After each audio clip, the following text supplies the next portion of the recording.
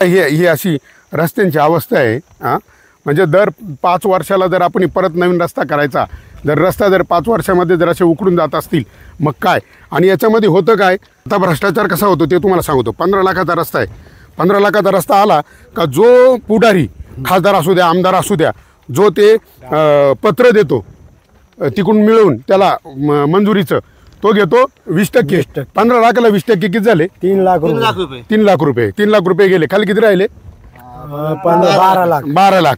बरं, त्याच्यामध्ये परत जो अधिकारी त्याला ती वर्क ऑर्डर देतो तो घेतो 5%, 75,000। बरं, आणि परत जो ते काम व्यवस्थित झालंय तो पाहणी करतो ना तो घेतो 5%, 75,000। हां, आणि नंतर त्याला जो बिल काढून देतो ना शेवटचं तो घेतो 5%, ते परत 75।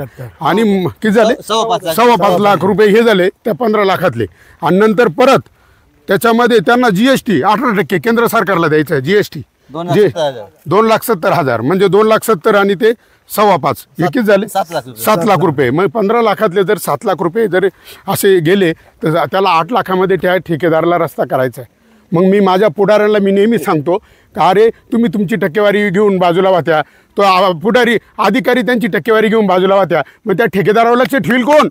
आणि त्यांना तो 15 लाखाचा रस्ता 8 लाखात कसा करायचा, हा मोठा प्रश्न आहे ना। आणि मग तो काय करतो, आणि वरून त्याला 8 लाखातच नाही करायचं, त्याला 15 लाखाचे बिलं द्यायचे शासनाला।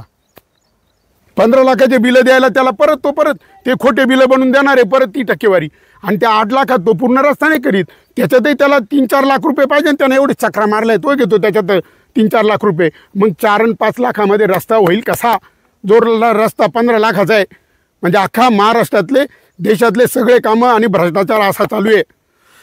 म्हणून माझी तुम्हाला सगळ्यांना एक विनंती आहे, कोणताही आमदार खासदार कोणता असो, कोणताही उमेदवार तो इथं आला त्याला एकच प्रश्न विचारा, भाऊ तुझं पगारामध्ये भागल? बरोबर ना?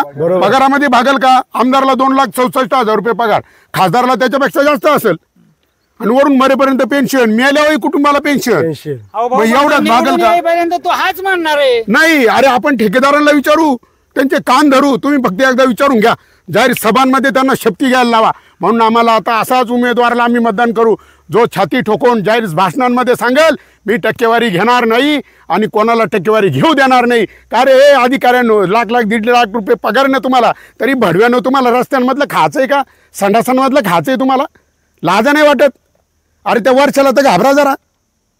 हां, अरे भ्रष्ट अधिकारी आणि भ्रष्ट पुढारी हेच खरे देशाचे गद्दार।